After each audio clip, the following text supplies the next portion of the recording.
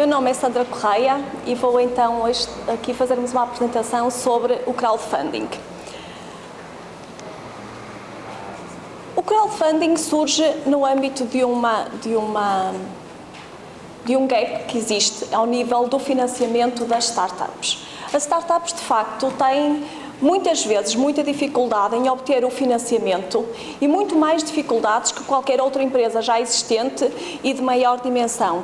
E isso resulta de quê? Resulta de várias questões que são inerentes às próprias startups. As startups, se estão a iniciar a sua atividade, são novas empresas, não têm história, não têm ativos para dar como colateral para financiamentos bancários, não têm um risco, de facto, muito mais elevado que quaisquer outras empresas, porque muitas vezes estão associadas a projetos com novos produtos, novos serviços e naturalmente que têm inerente um maior risco e por isso mesmo também muitas vezes uma maior taxa de mortalidade, ou seja, muitas empresas acabam por não sobreviver ao final de 2, 3, 4, 5 anos. E isso leva a que os próprios credores, inclusivamente os financiadores de capital alheio, os bancos, nomeadamente, tenham muita relutância em financiar as startups. Ora, daí que as novas empresas, as startups, tenham necessidades de financiamento que sejam ajustados à sua própria natureza. E a sua natureza isso faz com que muitas vezes elas se financiem primeiro com base em quê?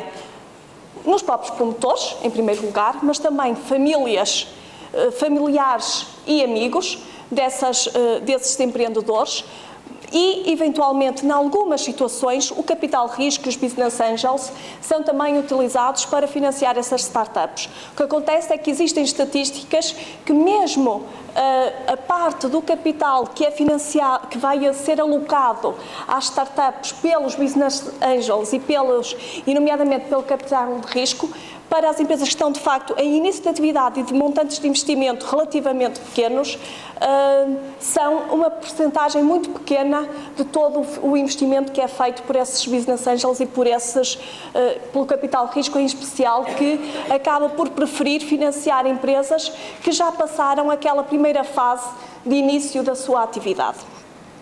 E daí há, de facto, essa necessidade. Contudo, as startups são muito importantes para o crescimento económico, para a própria inovação, ou seja, é da própria inovação que muitas vezes surgem estas startups e têm, de facto, um peso importante na economia, quer ao nível do emprego, quer ao nível do crescimento económico. Daí que também haja esta necessidade de se tentar ultrapassar esta dificuldade que as startups têm para financiar a sua atividade. E é neste contexto que surge o crowdfunding. E o crowdfunding o que é? Não é mais do que o financiamento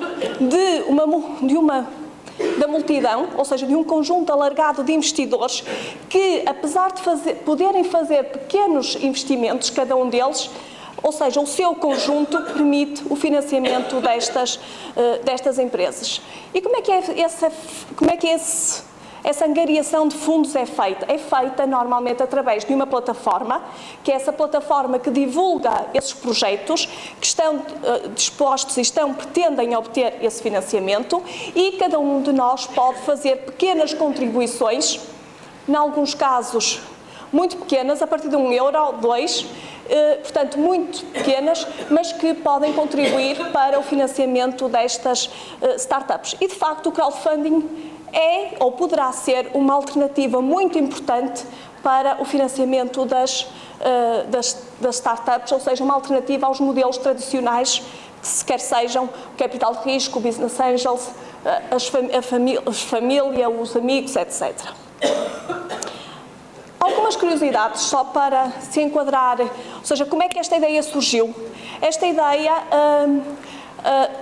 acabou por surgir não de uma forma deliberada, mas quase de uma forma espontânea. Ou seja, foi em 97, as primeiras referências ao crowdfunding são reportadas de facto em 97, quando uma banda musical, os Marillion, que se viram na iminência de não terem capital, não terem financiamento para uma digressão que pretendiam fazer pelos Estados Unidos, e então divulgaram perante os seus fãs que já não iriam fazer essa turnê, uma vez que não tinham conseguido angariar financiamento. E de uma forma espontânea, os seus fãs começaram a dar donativos para o financiamento desta campanha. Ora, isto, portanto, como eu dizia, surgiu de uma forma espontânea, sem ter sido muito pensado. Ora, esta banda britânica o que fez foi, dado o sucesso que houve e que aconteceu desta primeira vez, acabou por replicar este modelo noutros projetos que tiveram mais à frente. E, portanto, isto foi surgindo, foram havendo algumas campanhas, mas, de facto, foi em 2012, há cerca de 2 anos, que isto acabou por ter um grande impulso, quando, nos Estados Unidos, o próprio presidente Obama definiu o crowdfunding como uma iniciativa de futuro, foi apresentado o plano de estímulo à economia e ao emprego designado por Jobs Act, em que no seu título 3, ou seja, num subcapítulo deste programa mais alargado, abriu a abertura para o crowdfunding, nomeadamente para o equity crowdfunding, que falarei um pouco mais à frente o que é que isso significa. E, portanto, nesse mesmo ano, o próprio MIT classificou o crowdfunding como sendo uma alternativa de futuro e como sendo uma das novas tecnologias que são capazes uma tecnologia de ruptura capazes de mudar o mundo. E, de facto, o que nós vemos é que, nos últimos anos, o que nós conseguimos ver é que, de facto, há um crescimento exponencial deste tipo de financiamento em todo o mundo. Eu aqui só tenho dados até 2012, porque ainda não estão disponíveis os dados de 2013, mas, de facto, há um crescimento quer em número de plataformas, que se vê pela esta linha vermelha, quer em nível de montantes utilizados através do crowdfunding, ou dos montantes angariados através do crowdfunding. Em termos da distribuição pelo mundo, naturalmente que a América do Norte acaba por ter aqui um papel preponderante, como em muitas das iniciativas novas que surgem, os Estados Unidos e o Canadá, de facto, acabam por ter uma importância significativa, mas também na Europa já há um desenvolvimento muito significativo. E este desenvolvimento, se olharmos agora só para o mercado do Reino Unido, onde aí já temos dados para 2013, vemos que, de facto, ou seja, o ano 2013 continuou a crescer exponencialmente o crowdfunding neste país.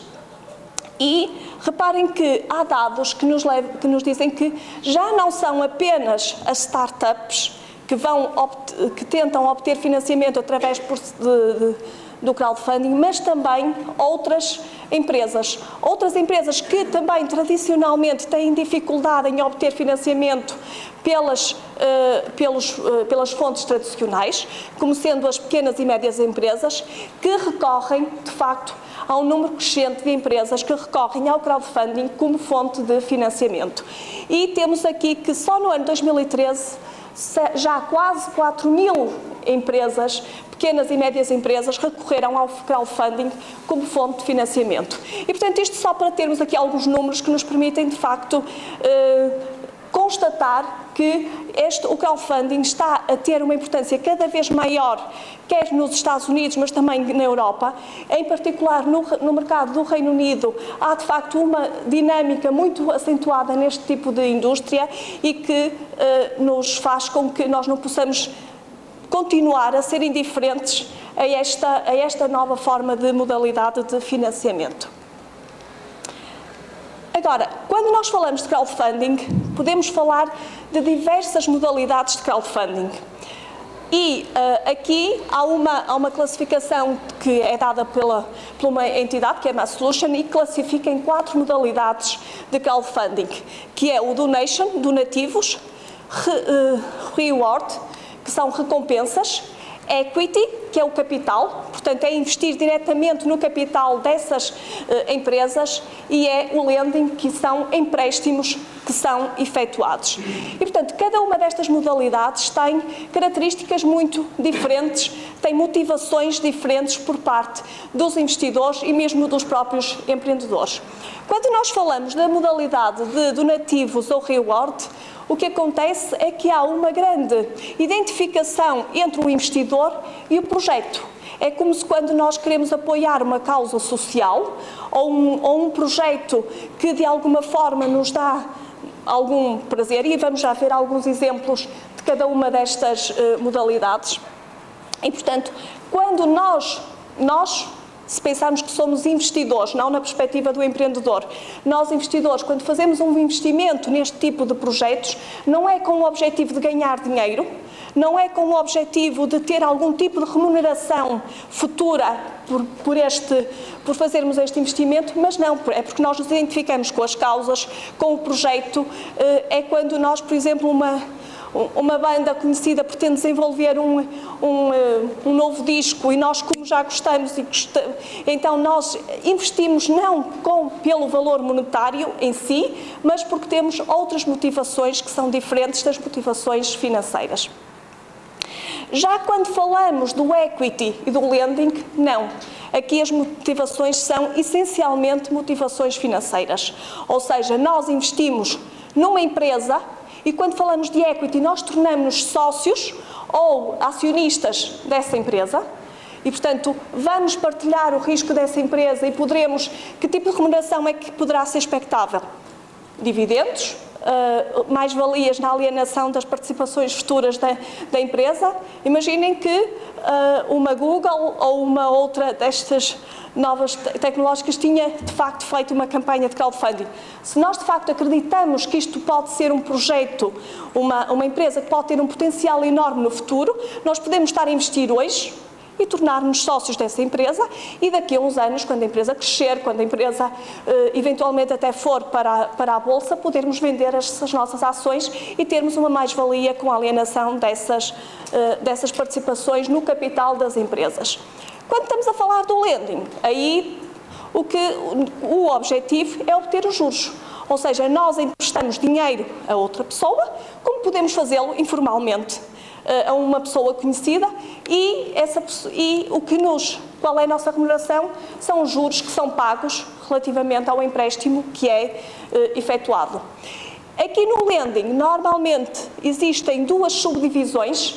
Há o peer-to-peer, que é um investidor individual empresta dinheiro a outro investidor individual, a outra pessoa individualmente, porque a pessoa precisa de comprar um carro, porque a pessoa precisa de financiar um curso e precisa de dinheiro para a sua atividade pessoal e, portanto, pode fazer esse tipo de empréstimo e depois, naturalmente, paga um juro por esse empréstimo, ou então também há financiamentos a empresas, ou seja, empresas que fazem empréstimos e obtêm o financiamento pagando o respectivo juro mais à frente.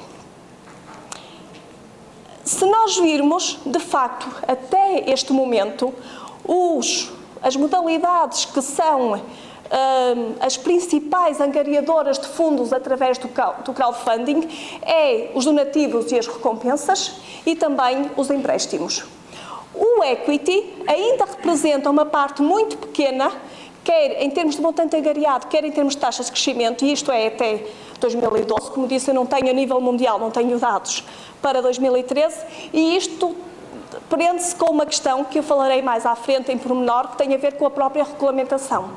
Por exemplo, em Portugal, o equity é proibido, ou seja, não é permitido lançar campanhas de crowdfunding com o objetivo de dar, como em contrapartida por esse financiamento, participações no capital. Ou seja, isso só é permitido a divulgação pública de uma proposta de investimento no capital dessas empresas através de uma oferta pública de venda, ou seja, através de empresas cotadas através da CMVM.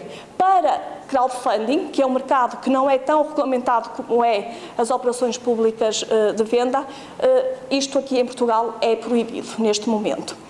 Contudo, o que acontece é que, da mesma forma que em Portugal isto neste momento é proibido, Só a parte do equity, está bem?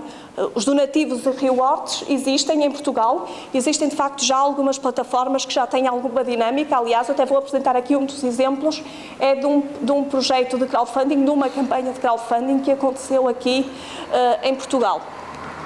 O equity é que é proibido e este, também da mesma forma, estava eu a dizer que em Portugal é proibido, também o é em vários outros países europeus.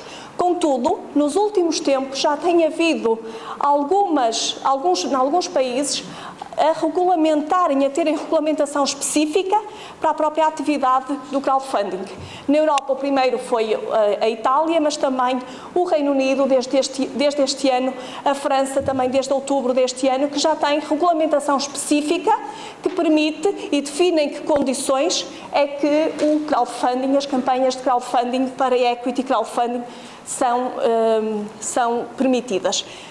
Deixem-me dizer que eu, na segunda parte desta apresentação, eu vou-me focar mais nesta perspectiva do equity e do lending para o crowdfunding, porque eu acho que isso, para as startups, é aquilo que será mais relevante e é isso que poderá, de facto, surgir como uma alternativa aos modelos tradicionais de financiamento das startups, e explico, entretanto, porquê. Quanto ao número de plataformas, também os donativos e os rewards é que dominam claramente esta indústria até ao momento. Parece-me que no futuro, e desde que os países comecem a permitir esta atividade do equity, isto poderá ter um desenvolvimento diferente deste que temos neste momento. Agora reparem, o crowdfunding e as modalidades de crowdfunding não se restringem àquelas 4 modalidades que eu falei há pouco. E, de facto, o desenvolvimento desta indústria e a inovação que tem havido constantemente nesta indústria leva a que apareçam outras modalidades que não só aquelas que estávamos ali a falar. Só a título de exemplo, por exemplo, temos aqui Invoice Trading. O que é isto? Isto é uma modalidade, e já agora isto são dados para o Reino Unido, que de facto na Europa é um dos países que apresenta uma maior dinâmica a este nível. E o Invoice Trading o que é? Não é mais aquilo que substitui o factoring tradicional nas empresas. Ou seja, nós temos uma fatura de um cliente que se vence só daqui a 60 ou 90 dias e podemos vender esse crédito a um terceiro que irá receber o montante dessa fatura no momento do seu vencimento e, em contrapartida, antecipando o valor dessa fatura, nós teremos naturalmente que fazer um pagamento de juros associados. E isto só como título de exemplo para dar a ideia que, de facto, a inovação e a utilização do crowdfunding como uma forma de financiamento tem vindo a ser desenvolvida e a ser surgindo novas modalidades que não aquelas que tradicionalmente o crowdfunding começou por ser a modalidade de donativos e reward, de facto, foram aquelas que se iniciaram, em que o crowdfunding se iniciou, foi através destas modalidades. Mas, de facto, temos aqui outras modalidades que se vão surgindo e vão desenvolvendo a partir daqui.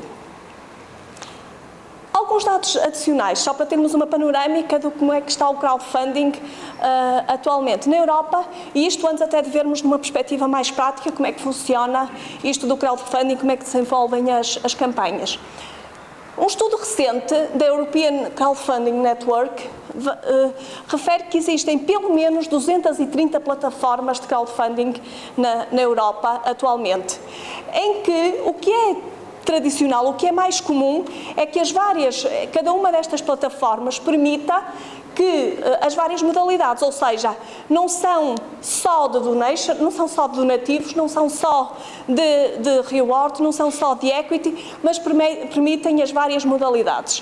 O valor médio de capital de crowdfunding, porque nas várias campanhas de crowdfunding é, na modalidade das recompensas, 12.500 euros, mas se olharmos para o equity, esse valor médio já aumenta para 113 mil euros. Ou seja, e de facto, ou são pequenas, muito pequeninas micro empresas que poderão, e há vantagens também ao nível da recompensa, e eu vou já explicar a seguir porquê, mas o equity de facto começa a ter valores que já têm mais, ou seja, um valor mais significado, mais elevado, desculpem. Em termos de distribuição das campanhas pelos vários países da Europa, onde vemos que existe uma grande dinâmica na Alemanha, 24% de todas as campanhas de crowdfunding que são bem-sucedidas, 24% é na Alemanha, temos a Espanha com 17%, França e Reino Unido com 12%. O Reino Unido, apesar de em todas ter aqui 12%, ao nível do equity crowdfunding tem de facto uma dinâmica ainda maior, uma maior preponderância. Cerca de 2/3 das campanhas são bem-sucedidas. O que é que significa isto? Significa que quem lança uma campanha consegue obter o financiamento a que se propôs. Ou seja, 2/3 das campanhas são de facto bem-sucedidas. Se nós pensarmos, eu não tenho aqui estatísticas para isso, mas de certeza absoluta que as taxas de aprovação de créditos bancários para startups é muito inferior, as taxas de sucesso, as taxas de aprovação de pedidos de financiamento serão com certeza muito inferiores a estas taxas de sucesso que vemos aqui no crowdfunding. E cerca de 72% destas campanhas excedem o valor inicialmente proposto, ou seja, vamos supor que pedem 10.000 euros, mas o valor que efetivamente vêm angariar é superior ao que estava inicialmente solicitado. Em Portugal, há uma estimativa de que já terá superado 1 milhão de euros, o montante total de todas as campanhas de crowdfunding desenvolvidas no nosso país. Relembro que apenas em donativos, para as modalidades donativos e recompensas, mas este é de facto um dos valores mais baixos da Europa. Portanto, há de facto que dinamizar esta forma de financiamento em Portugal. Eu sei que ao nível do equity crowdfunding, já desde o ano passado, que a própria CMVM desenvolveu uma proposta de legislação sobre este assunto. O que acontece é que ainda aguarda, por parte do Governo e das autoridades nacionais, a aprovação dessa legislação que já estará preparada para eventualmente vir a ser aprovada. Alguns exemplos de plataformas em cada um destas modalidades. Há aqui duas que eu imagino que quem já ouviu falar de crowdfunding já terá com certeza ouvido falar delas, destas plataformas, que é a Kickstarter e a Indiegogo, que são de facto as maiores plataformas que funcionam essencialmente na modalidade de reward e donation e que são as maiores plataformas do mundo. Aliás, as maiores campanhas até ao momento que foram desenvolvidas e com maiores valores angariados, de facto, ocorreram nestas duas plataformas. Tenho aqui também dois exemplos que são nacionais, ou seja, duas plataformas, que é a PPL, aqui em Portugal, e a Massimov, que também são duas plataformas, aqui como exemplos de plataformas que funcionam na modalidade, essencialmente na modalidade do reward e da donation. Ao nível do equity, tem aqui está aqui referenciada, a ASOB está aqui apenas referenciada porque é australiana, esta plataforma, porque foi, de facto, a primeira plataforma de equity crowdfunding que se iniciou em todo o mundo. Portanto, foi esta a primeira. Tenho depois aqui como exemplos a Cidres, que funciona no Reino Unido, mas que tem, curiosamente, um participante no capital que é português. Portanto, tem um dos promotores desta plataforma, é português, e tem a CrowdCub. São duas das plataformas no Reino Unido que foram das primeiras a terem autorização para funcionarem como plataformas de equity crowdfunding no Reino Unido, e também aqui o exemplo de uma nos Estados Unidos. Embora nos Estados Unidos o crowdfunding neste momento, apenas é permitido para investidores qualificados, ou seja, não é qualquer um de nós que pode fazer investimentos no crowdfunding, tem que ser um investidor qualificado. Nos Estados Unidos ainda existe essa restrição.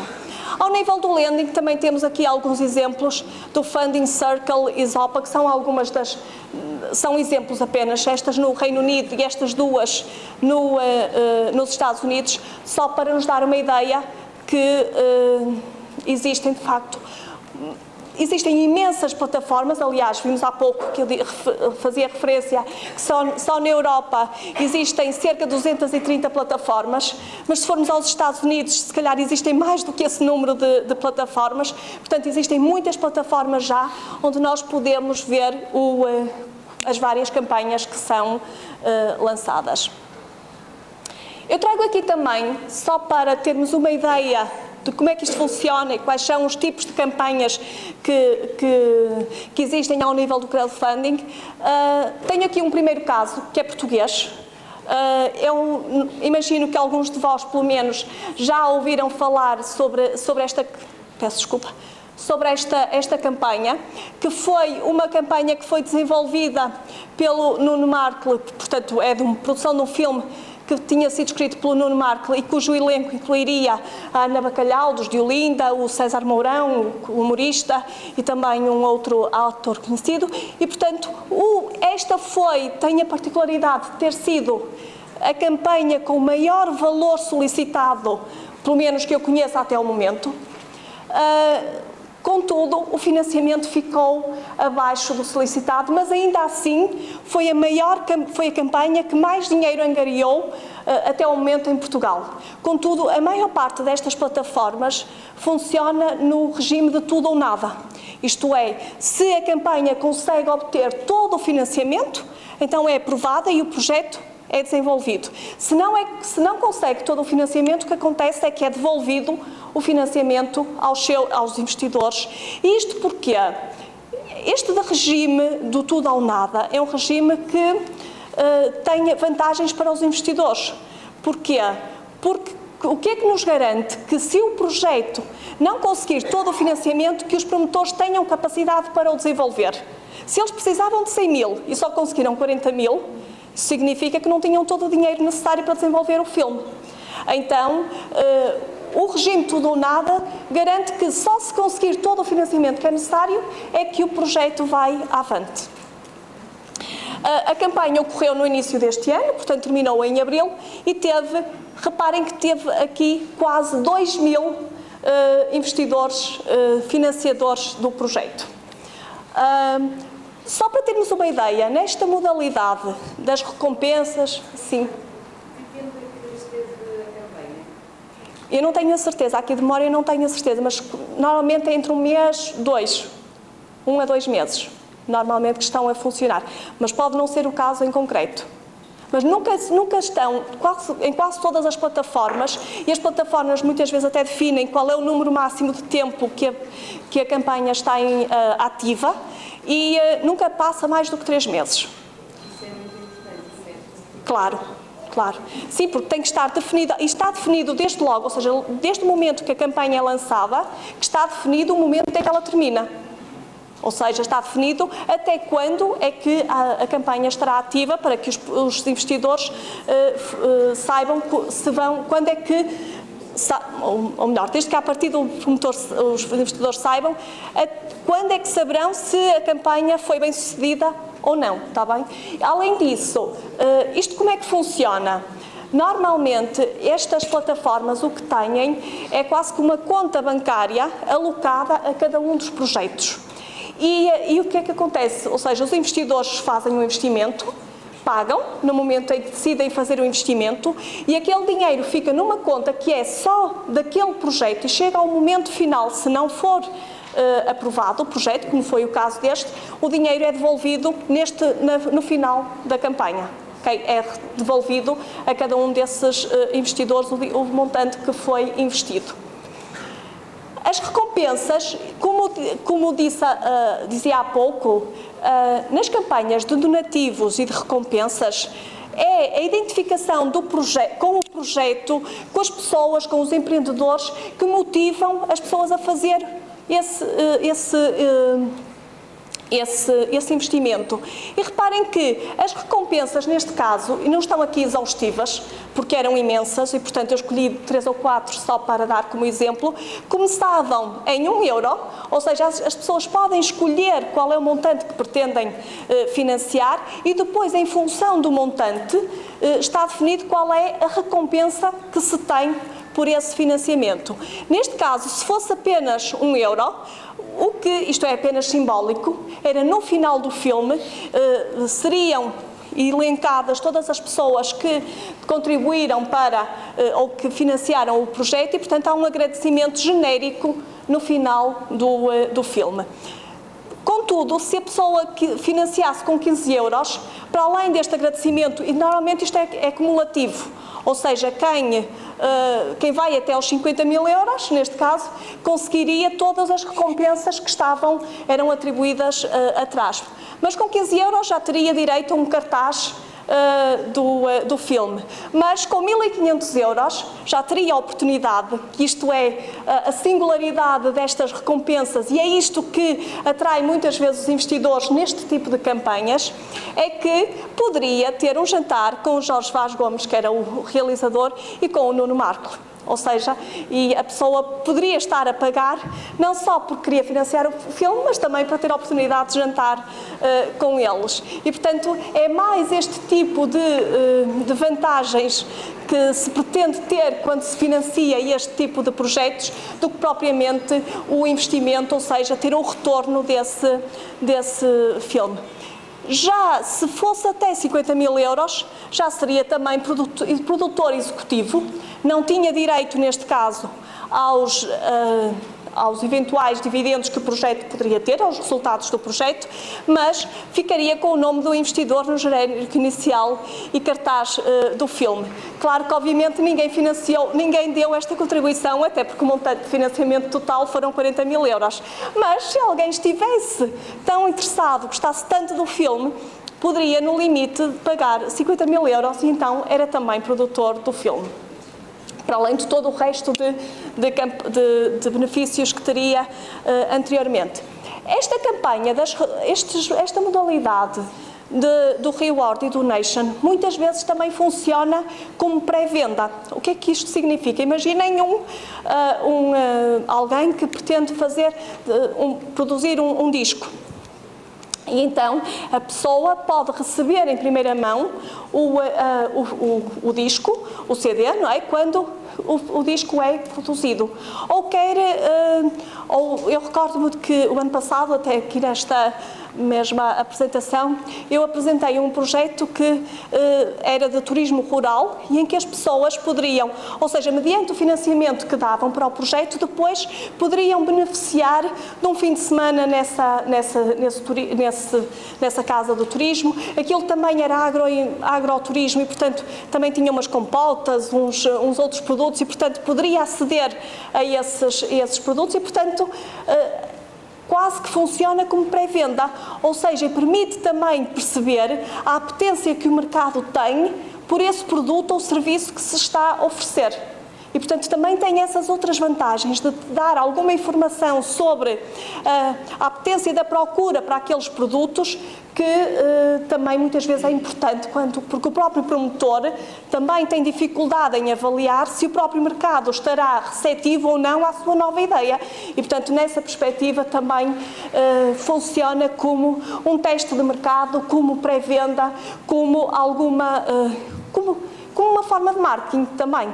Porque ao promovermos uma campanha de marketing, estamos a divulgar o projeto e, portanto, também estamos a fazer uma forma de promover o nosso projeto.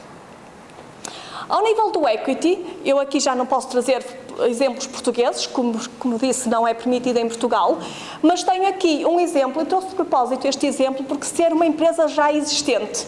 Ou seja, neste caso, é um exemplo de uma empresa que já tinha 13 anos, e, portanto, o que ela produz é vinho e cervejas, e esta empresa pretendia fazer um investimento de expansão da sua atividade, plantar novas vinhas, expandir as suas instalações para construir uma nova adega, etc.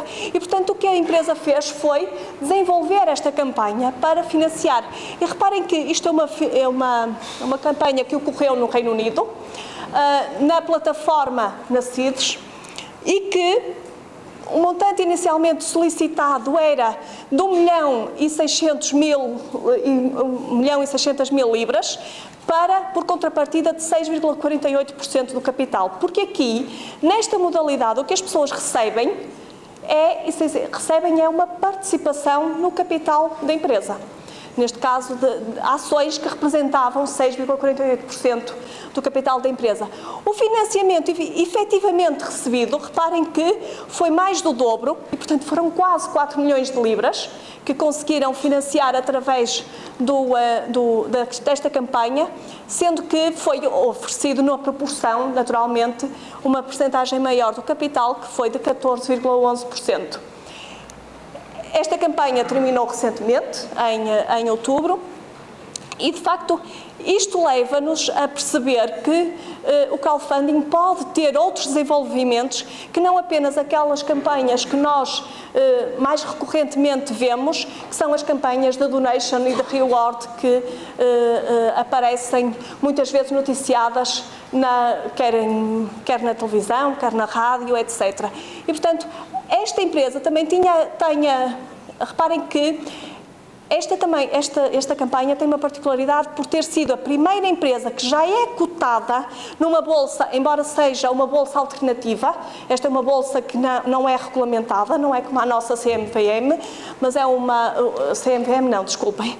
Não é como a Euronext, mas temos aqui uma bolsa alternativa e foi a primeira empresa que já é cotada a também angariar um financiamento através de crowdfunding. Aqui também, só a título de curiosidade, temos que os investidores, para além de receberem o financiamento, o capital, a participação no capital da empresa, poderiam também aceder a descontos nos produtos da empresa. E estes descontos também variavam em função do montante que era financiado. Temos também no lending, como eu vos disse, no lending existem duas alternativas, que é peer-to-peer ou peer-to-business. Basicamente é assim que se chama. E, portanto, no âmbito do peer-to-business, temos aqui uma modalidade que foi lançada por esta plataforma, pela CrowdCup, também é uma das que eu dou como exemplo atrás, em que também fez, ou seja, acabou por fazer uma operação de aquilo que eles chamam de mini bonds, que são as mini obrigações. Ou seja, são títulos de dívida que eles emitiram, em que as pessoas teriam direito, ou seja, a um determinado juro que está definido à partida, por um determinado prazo, que é de 4 anos, portanto a taxa de remuneração era 8%. Quem fizesse este empréstimo, quem comprasse estas obrigações, teria como remuneração 8% de juro, taxa anual, naturalmente, por um prazo de 4 anos, o cupão era semestral. O montante obtido foram 2 milhões de libras, e o investimento médio de cada investidor foi de cerca de 2.900 euros. Aqui também teve um número de investidores superior a 700. Isto também foi uma campanha que terminou em agosto deste ano e foi a primeira operação de mini bonds que foi desenvolvida pela CrowdCup. Entretanto, já existiram outras operações de obrigações. Isto para... Também, estes exemplos, acho que nos permite ver claramente que, de facto, há um potencial de desenvolvimento muito grande e que o crowdfunding pode ser utilizado não apenas para aqueles projetos mais pequenos, para projetos mais relacionados com inovação, com projetos culturais, donativos, etc., de âmbito social, mas que pode ter outros desenvolvimentos e que já tem aqui formas de financiamento um pouco mais complexas do que aquelas que inicialmente se começaram a ver no crowdfunding. Agora, como é que isto tudo funciona? Isto funciona tudo de uma forma muito simples, ou seja, é através dessa tal plataforma, que é onde são divulgados os projetos, e essa plataforma o que faz é a intermediação entre os investidores, aqueles que vão financiar o projeto, e os empreendedores, ou seja, aqueles que têm a ideia, aqueles que desenvolvem o projeto. Se nós olharmos na perspectiva do empreendedor, ou seja, aquele que teve a ideia, aquele que desenvolve a startup e que pretende obter o financiamento, isto como é que funciona? Isto é um exemplo do que acontece na CIDRS. Portanto, há uma inscrição, qualquer pessoa que queira aceder à plataforma tem que fazer uma pequena inscrição, uma coisa muito básica, faz o registro da operação, tem que, muitas vezes pode haver lugar, ou seja, este registro de operação normalmente tem que fazer a descrição do projeto. A CIDRES, ao contrário, por exemplo, da CrowdCub, e aqui também existem múltiplas variedades, não exige que haja um plano de negócios, não exige, ou melhor, não é que não exija um plano de negócios, não exige que hajam previsões financeiras. Portanto, não é exigido a existência de previsões financeiras. Já no caso da CrowdCub, que é outra plataforma no Reino Unido, já exige, ou seja, que haja um plano de negócios com o plano financeiro. Eventualmente é feita uma revisão e, portanto, além da descrição do projeto, muitas vezes isto é acompanhado por um vídeo, que depois é disponibilizado na plataforma, em que os promotores vão, de alguma forma, promover o seu projeto, descrevê-lo e também promovê-lo. E, eventualmente, há um período de revisão dessa campanha que é proposta e, ou seja, eles não dão e estão proibidos de dar algum conselho no sentido de aconselharem o investimento ou não. Portanto, eles não fazem nenhum teste à viabilidade do projeto. Isso é uma decisão que cabe ao próprio investidor, com base na informação que tem, decidir se vale a pena ou se não vale a pena investir.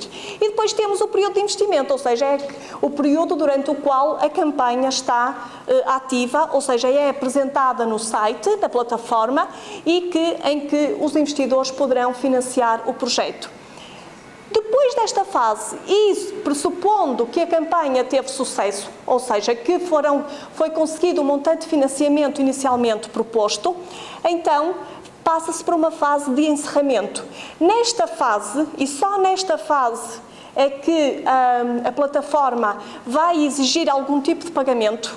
Até este momento, e se não tiver sucesso, não é feito qualquer pagamento, qualquer comissão à plataforma. Nessa altura, inicia-se um processo de due diligence, ou seja, para comprovar que todas as informações que são prestadas são verdadeiras, que não há omissões, que não há erros, que não há ali algum tipo de fraude implícita e, portanto, aí eles cobram uma comissão de 7,5%. Isto só para vos dizer que, neste caso, de facto, eles, pela apresentação na plataforma, não cobram qualquer valor. Há outras plataformas que é pelo contrário, ou seja, exigem, para lançarem na plataforma, exigem um valor que é fixo. Depois, normalmente, também as comissões são mais baixas. 5%, 6% serão um pouco mais baixos, mas mesmo só para apresentar o projeto, mesmo que não tenha sucesso, a empresa tem que, ou seja, o empreendedor tem que fazer algum tipo de pagamento. E depois há um acompanhamento do pós-investimento, ou seja, depois dos investidores fazerem o investimento, eles fazem um acompanhamento através de uma estrutura que eles chamam que é o nominee structure e fazem o acompanhamento de sempre que a empresa vão divulgando periodicamente para os seus investidores quando há pagamento de dividendos, eventualmente até à saída, ou seja, até à venda das participações nestas empresas a outros investidores. Na perspectiva do investidor, aquele que vai financiar, pelo contrário, o que acontece é uma inscrição. Nesta inscrição, eles exigem o preenchimento de um questionário em que a pessoa tem, no fundo, é para, primeiro, classificar os investidores em qualificados ou não qualificados, porque o nível de exigência é diferente, e também para que a pessoa se aperceba do nível de risco que está associado ao investimento numa startup, porque aqui estamos a falar de processo de investimento em equity crowdfunding. Okay? Há pouco esqueci-me de dizer. Portanto, o investidor faz um registro na plataforma, a partir daí pode escolher o projeto no qual quer financiar. E, portanto, escolhe o projeto e faz o investimento. Os investimentos podem ser a partir de 10 libras. Ou seja, qualquer um de nós, apenas com 10 libras, pode ser acionista de qualquer um dos projetos que é lá apresentado. Depois, se a campanha for bem sucedida, o investidor vai ter depois um acompanhamento que é desta tal estrutura que vai fazer o acompanhamento do projeto que foi aprovado e vai reportando alguma informação sobre o mesmo e todos os dividendos ou mais-valias serão pagos através da plataforma. Isto significa que o investidor só tem também que pagar alguma comissão se eventualmente receber dividendos ou mais-valias sobre os investimentos que fizerem. Está bem? Isto é apenas um exemplo, como eu disse, Outras plataformas têm modalidades que são ligeiramente diferentes, mas passa no essencial por estas fases, ou seja, para o investidor a introdução da campanha, um período em que o investimento está ativo e depois, o pós-investimento, que haverá um acompanhamento. No investidor, ele tem que escolher o projeto, fazer um registro. Tudo isto é feito online, tudo isto é feito de uma forma muito simples, sem grandes formalismos, sem grandes exigências. Naturalmente que esta menor exigência e menores formalismos poderá estar associado a alguns riscos adicionais que é necessário que os investidores estejam conscientes. Okay? E por isso é que nesta inscrição é obrigatório, porque isto é algo que é imposto pela própria autoridade no Reino Unido, que é de que os investidores estejam conscientes dos riscos que estão a incorrer quando fazem um investimento em equity crowdfunding. Para sintetizar estas questões e para de alguma forma também organizar estas ideias, há vantagens e desvantagens, quer para o empreendedor, quer para o investidor, nas campanhas de equity crowdfunding, que é aquilo em particular que eu estou aqui a centrar-me. E as vantagens são de diversas ordens. Primeiro, o alargamento geográfico dos potenciais investidores. Ora, se nós temos um projeto e achamos que acreditamos de facto nele, ele tem elevado potencial, nós podemos ter investidores de todo o mundo.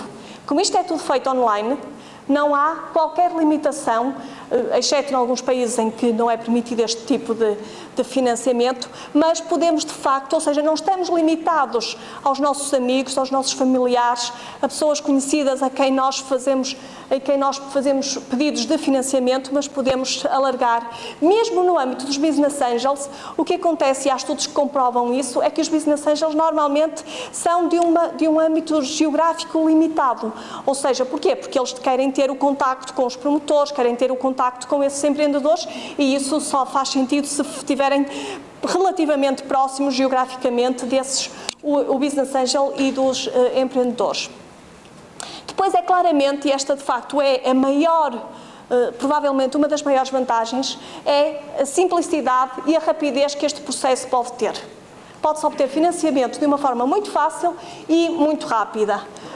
Portanto, há acesso a fontes de capital próprio para projetos de pequena dimensão, o que está comprovadamente provado que há muita dificuldade em as startups angariarem fontes de capital próprio. A desintermediação poderá permitir os custos de obtenção de capital, ou seja, porque não temos daqui um banco no meio, embora haverá sempre alguns custos relacionados com a própria plataforma. Aquela questão que também falava há pouco, que era um teste ao potencial do mercado, fazer quase uma pesquisa de mercado, o facto de fazermos uma campanha, mesmo que não se precise do dinheiro, e há situações dessas em que promotores, mesmo não necessitando do dinheiro porque tinham acesso a outras fontes, fazem a campanha. Porquê? Porque a campanha ajuda-os a promover os próprios produtos. Porquê? Porque faz a promoção, faz alguma divulgação do próprio projeto. E a possibilidade de aliar a obtenção de capital com ideias para o desenvolvimento do produto ou projeto. O que é que isto significa? Muitas vezes, associado à campanha de crowdfunding, podem ser pedidos, por exemplo, apoios para o desenvolvimento do logótipo, apoios para o nome do produto, novas ideias de melhorias do produto, e, portanto, é uma forma de, através da campanha de crowdfunding, também conseguir que os investidores deem ideias de melhoria para desenvolvimento desse produto. Contudo, isto não são apenas vantagens. Também existem desvantagens, as quais nós não podemos, de facto, ignorar. Primeiro, há um custo de oportunidade que está associado aos benefícios associados a outras alternativas de financiamento através de investidores profissionais. Uma das vantagens que existe dos Business Angels, do capital de risco em concreto, é que eles muitas vezes dão acesso a contactos, facilitam a obtenção de outros financiamentos através dos bancos, e, portanto, são profissionais que podem ajudar nesse desenvolvimento do projeto. Ora, no crowdfunding, não, porque de facto nós estamos a lidar com imensas pessoas, não vamos ter aquele acompanhamento que poderá existir no caso de uma campanha financiada ou de um projeto financiado através de um business angel ou de uma sociedade de capital de risco. Depois, outras duas dificuldades ou antes disso, primeiro esta dificuldade na relação com potenciais investidores, ou seja, são, como vimos, há ali campanhas que são milhares de investidores. Agora imaginem, e muitas vezes, especialmente nas modalidades do reward e do donation, em que há uma identificação com o projeto, muitas vezes esses investidores depois querem saber notícias do projeto, fazem perguntas, mandam e-mails. Agora imaginem o que é lidar com 1000 e-mails de pessoas diferentes, que têm diferentes sensibilidades e, portanto, esta gestão da relação com os investidores também tem algumas particularidades que devem ser atendidas e que não serão fáceis, por vezes, ou poderão não ser fáceis de gerir. Por último, mas não menos importante, se calhar eu diria até a principal desvantagem de uma campanha de crowdfunding poderá ser ao se apresentar, especialmente se estamos a falar de um produto inovador, o que acontece é que se nós fazemos essa divulgação da ideia, podemos ter problemas em termos de proteção industrial. Ou seja, o que é que nos garante que outro não pegue nessa ideia, não a desenvolva e não a vá fazer também? Ou seja, esta proteção das ideias, da inovação, poderá ter problemas para os empreendedores. Ao nível do investidor, também existem vantagens e desvantagens. As vantagens são acesso a um conjunto diversificado de investimentos, ou seja, nós podemos financiar, podemos ter a capacidade de financiar muitos projetos com pouco dinheiro, porque, como vimos, a partir de 10 libras já podemos financiar projetos. Podemos ter acesso antecipado a novos produtos, ou seja, aquela questão da pré-venda que eu falava, promover as suas relações sociais. Às vezes também é uma forma de promoção pessoal, dizer que financiou a campanha X ou Y, a possibilidade de apoiarem um produto ou um projeto com o qual se identificam, isto em especial para os projetos de donation ou reward, a possibilidade de formalização de contratos, isto porque para os amigos e familiares, quando é um amigo ou um familiar que nos ajuda a financiar uma empresa, o que acontece é que essa é uma relação informal.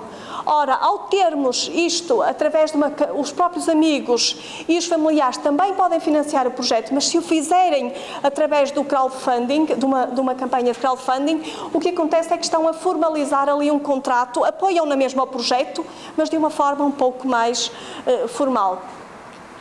As principais desvantagens por um lado, a elevada assimetria de informação. Naturalmente, que eu quando estou a fazer um investimento numa empresa nos Estados Unidos ou no Reino Unido, o que acontece é que quem é que me garante que os promotores são de facto competentes para desenvolver o projeto? Quem é que me garante, como é que nós podemos ter algum tipo de garantia que as pessoas são competentes, que o projeto é de facto de boa qualidade, porque de facto pode ter uma excelente campanha de marketing e o produto em si não ter a qualidade que transparece dessa campanha. E portanto esta assimetria de informação é ainda maior quando estamos a falar de projetos de longa distância, de pessoas que nós não conhecemos, etc. Depois, a questão da possibilidade de existir fraude.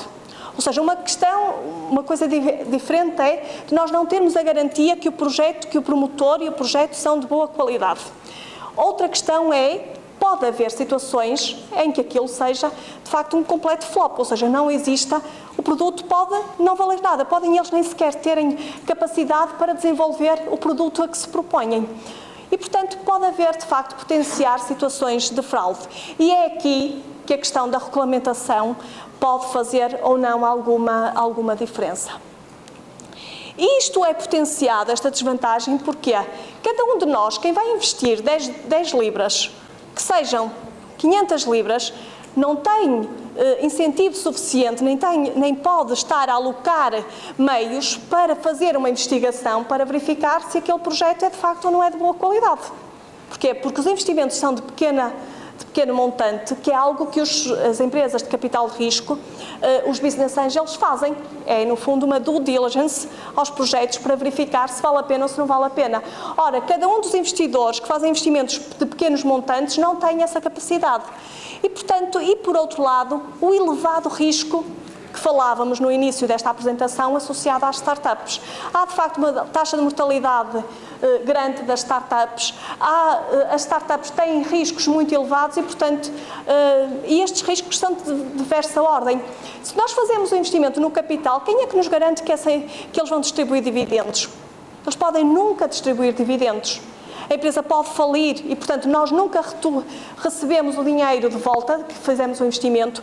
A empresa pode, por outro lado, fazer aumentos de capital e diluir a nossa participação e, portanto, nós não temos corremos esse risco de liquidez, de diluição da nossa participação. Corremos risco de liquidez. Quem é que nos garante? Ou seja, nós fazemos hoje um investimento, mas podemos nunca vir a ter nenhum potencial comprador para essa nossa participação no capital da empresa. Ou seja, nada nos garante que nós vamos ter que, porque depois isto não existe um mercado secundário associado, pelo menos para já, associado a estas participações de equity crowdfunding e, portanto, podemos nunca haver o retorno, se a empresa nunca pagar dividendos e não conseguirmos vender a nossa participação, nunca vai haver retorno do nosso investimento, portanto, pode nunca haver qualquer tipo de remuneração. Portanto, há aqui, de facto, riscos muito elevados nas startups e que há que ter em atenção. Sem entrar aqui em muitos pormenores, e depois esta apresentação vai estar, de facto, vai estar disponível, portanto, para quem quiser aceder, penso que depois no site da ANGE depois estará lá disponível. Há, de facto, muitos riscos associados e isto leva a que haja a necessidade da tal regulamentação. E leva a que em muitos países tenha havido essa regulamentação. E a regulamentação, a forma de proteção dos investidores, no mercado regulamentado, a forma tradicional de proteger os investidores é obrigando as empresas cotadas a prestar informação regular, só que isso tem elevados custos. Ou seja, a empresa tem que ter contas auditadas, tem que divulgar resultados, apresentar contas trimestralmente, divulgar essas contas no site da empresa. Portanto, isso tem custos muito elevados e que vai contra o próprio espírito do crowdfunding. E, nesse sentido, a forma como os reguladores têm vindo a tentar proteger os investidores não é através desta forma tradicional, mas é limitando aquilo que os investidores podem investir nas startups. Ou seja, nos vários países em que há uma forma em que já há regulamentação, uma forma de proteger é limitar que cada investidor não possa investir mais do que 10 ou 20% da sua riqueza nos vários projetos de crowdfunding. E, portanto, não limitando, diminui o risco, porque, naturalmente, e por outro lado, se houver a diluição do nosso investimento, a diversificação do portfólio de investimentos em que a pessoa está a fazer os investimentos, então isso permite, de alguma forma, limitar este risco. Há vantagens e desvantagens da regulamentação. Por um lado, a regulamentação poderá ajudar à proteção dos investidores, por outro lado, pode limitar o potencial crescimento do equity crowdfunding e, portanto, há uma questão que se pode colocar. Há quem defenda que o mercado é capaz de se autorregulamentar. Porquê? Primeiro, as próprias plataformas, se querem continuar com o negócio, e, portanto, as plataformas também não deixam de ser uma empresa que também tem o seu objetivo de obtenção de lucros. Portanto, essas plataformas têm que proteger a sua reputação. Portanto, se tem um caso de fraude nas suas plataformas, e dada a sua exposição pública e dado o número elevado de investidores que financiam essas campanhas, muito rapidamente essa plataforma perde credibilidade. Os próprios empreendedores também. E, nesse sentido, há de facto quem defenda que o próprio mercado é capaz de se autorregulamentar e daí não haver necessidade de regulamentação. E, portanto, eu já fui falando sobre isto, há de facto uma situação diferente em vários países quanto ao nível da regulamentação. Não vou estar agora aqui a detalhar, até porque queria deixar algum tempo se houver questões. E só para termos uma ideia como é que o mercado funciona, O que nós temos é investidores que, através do desenvolvimento das redes sociais e das próprias plataformas, vão financiar os projetos dos empreendedores e teremos, de facto, um regulador que vai regular esta relação entre investidores e as plataformas e a relação também entre as plataformas e os empreendedores. E, portanto, vamos, de facto, o crowdfunding tem vindo a crescer exponencialmente nos últimos anos. É algo que, de facto, tem grande potencial para continuar a desenvolver-se no futuro, com o desenvolvimento das novas tecnologias, das redes sociais, etc. Até que ponto isso, de facto, vai conseguir ultrapassar o gap de financiamento das startups ainda está ainda não se consegue antecipar. E, portanto, há de ser, com certeza, na minha opinião, uma indústria de referência na era da globalização, mas vamos ver como é que isto se desenvolve. E, portanto, por mim está o que eu tinha a dizer, portanto, estou aberta. Se houver algumas questões, estou naturalmente disponível para responder. Sim. Obrigada.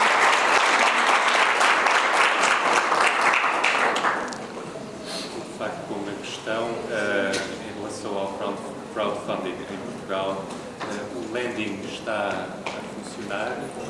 Não, também não. Só o donation e os donativos e reward. Mas existe algo na legislação portuguesa que impeça o lending de funcionar? O peer-to-peer, eu penso que não. Relativamente ao peer-to-business, ou seja, em empresas, julgo que sim, porque é como, no caso das obrigações que são emitidos títulos de dívida pública, isso só através do mercado regulamentado, neste caso da Euronext. Está bem? Sim, sim. Tinha falado que é possível fazer compra e venda. Sim. Utilizar o telefone como obra de renda. Sim.